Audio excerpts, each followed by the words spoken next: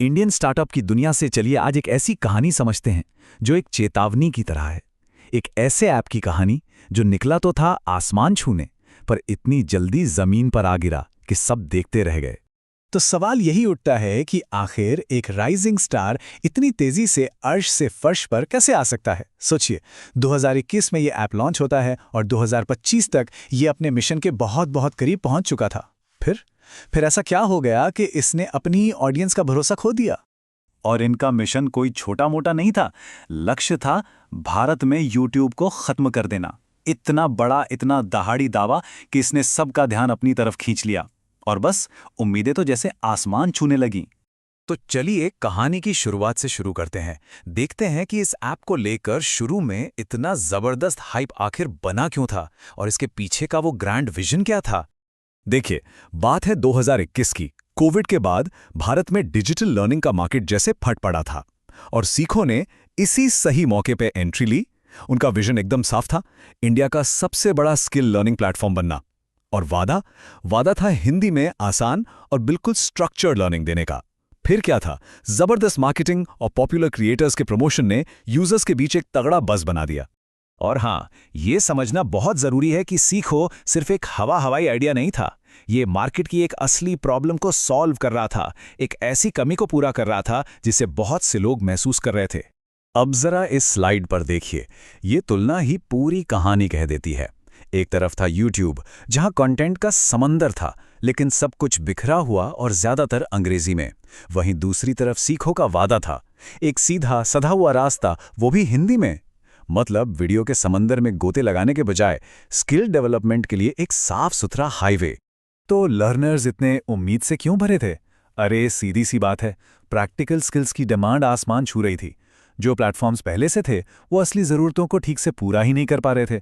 लोगों को अपनी भाषा में एक सीधा साधा रास्ता चाहिए था, जो सिर्फ वीडियो का ढेर ना हो बल्कि सच में कुछ सिखाए। ठीक है, तो अब आते हैं कहानी के सबसे अहम हिस्से पर। वो कौन सी 3 बड़ी जानलेवा गलतियां थीं जहां से सब कुछ गलत होना शुरू हो गया। ये वो मोड़ था जहां एम्बिशंस और रियलिटी का बैलेंस पूरी तरह से बिगड़ गया। इसके गिरने का रास्ता इन 3 बड़ी गलतियों से बना। पहली, ओवर प्रॉमिस और अंडर डिलीवर, यानी वादे बड़े बड़े और काम छोटा।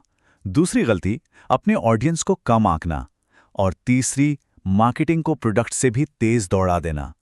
ये 3 गलतियां एक एक करके सीखो के लिए एक बुरा सपना बनती चली गईं। पहली गलती, और शायद सबसे बड़ी, मार्केटिंग में वादे किए गए 100% वाले, लेकिन जब यूजर्स ऐप पर आए तो उन्हें जो एक्सपीरियंस मिला वो 40% वाला भी नहीं था। यहां उम्मीद और हकीकत के बीच एक बहुत बड़ी खाई बन चुकी थी और यही निराशा की सबसे बड़ी वजह बनी। दूसरी गलती ये थी कि उन्होंने अपनी ऑडियंस को अंडर एस्टिमेट कर लिया। भाई, आज का लर्नर बहुत स्मार्ट है। वो सिर्फ विज्ञापनों को देखकर फैसला नहीं करता, वो रिव्यू पढ़ता है, सोशल मीडिया पर बात करता है और सच और झूठ के बीच का फर्क बहुत जल्दी पकड़ लेता है। शायद सीखो इस बात को भूल गया था। और जब वादे पूरे नहीं हुए तो क्या होना था? नेगेटिव फीडबैक और रिव्यूज की बाढ़ आ गई। लेकिन इन पर ध्यान देने के बजाय शायद इन्हें नजरअंदाज किया गया और बस यहीं से भरोसे में वो दरार पड़नी शुरू हो गई जो वक्त के साथ बढ़ती ही चली गई। और फिर आए तीसरी गलती, मार्केटिंग को प्रोडक्ट से भी बहुत आगे दौड़ा दिया गया। देखिए, जब आपका प्रचार आपकी असलियत से कहीं आगे निकल जाए तो वो भरोसा बनाने की जगह तोड़ने लगता है। और यही हुआ। हद से ज्यादा हाइप ने ही ब्रांड की क्रेडिबिलिटी पर सवाल खड़े कर दिए। तो जब भरोसा टूटता है तो उसकी कीमत क्या होती है? चलिए देखते हैं कि इन गलतियों का अंजाम क्या हुआ और सीखो की कहानी से असली सबक क्या मिलता है। इन सब गलतियों का नतीजा था एक बहुत बड़ा ट्रस्ट गैप। ये वो सिचुएशन है जहां एक ब्रांड के वादों और उसकी असल परफॉर्मेंस में जमीन आसमान का फर्क आ जाता है। और जब एक बार ये भरोसा टूट जाता है ना, तो उसे वापस जीतना लगभग नामुमकिन हो जाता है। जब तक सीखो संभल पाता तब तक बहुत देर हो चुकी थी और कॉम्पिटिटर्स ने उस खाली जगह को भर दिया था। तो यहां से सबसे जरूरी बात क्या निकल कर आती है? सीखो की कहानी का सबसे बड़ा सबक एकदम साफ है।